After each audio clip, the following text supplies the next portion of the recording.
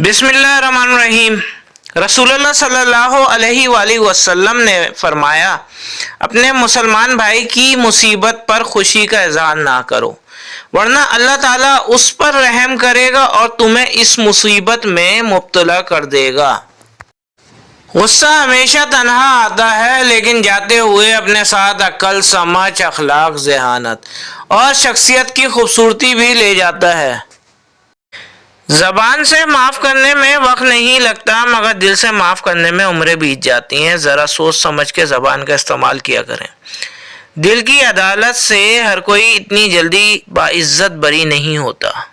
تازہ ہوا کے شوق میں اے پاسبان شہر، اتنے نہ در بناؤ کہ دیوار گر پڑے۔ جھک کر سلام کرنے سے حرج نہیں، مگر سر اتنا مت جھکاؤ کہ دستار گر پڑے۔ دشمن بڑھائے ہاتھ تو تم بھی بڑھاؤ ہاتھ، ہاں یہ نہ ہو کہ ہاتھ سے تلوار گر پڑے۔ لوگوں کو آپ میں تبدیلی نظر آ جائے گی، لیکن اپنے وہ رویے نظر نہیں آئیں گے جو اس تبدیلی کی وجہ بنے۔ جانتے ہو اذیت کیا ہے؟ اپنی آنکھوں کے سامنے اپنی اہمیت کو کم ہوتے دیکھنا اور پھر خاموش رہنا۔ دنیا میں کچھ حادثے ایسے ہوتے ہیں جو سمجھا دیتے ہیں کہ ماں باپ کے سوا کوئی مخلص نہیں ہوتا۔ حضرت علی نے فرمایا، 3 طریقوں سے پریشانی خوشی میں بدل جاتی ہے۔ خاموش رہنے سے پریشانی کم ہو جاتی ہے، صبر کرنے سے ختم ہو جاتی ہے، شکر کرنے سے خوشی میں تبدیل ہو جاتی ہے۔ ظالم انسان کبھی بہادر نہیں ہوتا، کمزور لوگ اس سے ڈر کر اسے بہادر بنا دیتے ہیں۔ خوش رہنے کے لیے خود کو بدلیں۔ صرف 10% خوشیاں آپ کو باہر کے حالات سے ملتی ہیں، بقیہ 90% خوشیاں آپ کو اندر کی سوچ اور احساسات سے ملتی ہیں۔ گویا خوش رہنے کے لیے دنیا کو بدلنے کے بجائے اپنے اندر کی دنیا بدلنا ضروری ہے۔ کچھ خطاؤں کی معافی دی جاتی ہے، لیکن ذہنی بربادی کا گناہ نہیں بخشا جاتا۔ فکر نہ کرو، ہر مشکل میں تمہارے ساتھ ہوں۔ یہ جملہ کثرت سے وہ لوگ بولتے ہیں جو ضرورت پڑنے پر کبھی بھی میسر نہیں ہوتے۔ گھر میں چھوٹی موٹی باتیں تو ہوتی رہتی ہیں، اور پرسکون زندگی گزارنے کے لیے ان باتوں کو نظر انداز کرنا اور ایک دوسرے کو برداشت کرنا ہی اصل رشتہ نبھانا ہے۔ حضرت علی کا قول ہے، کامیابی کی پہلی سیڑھی کوشش سے ہے۔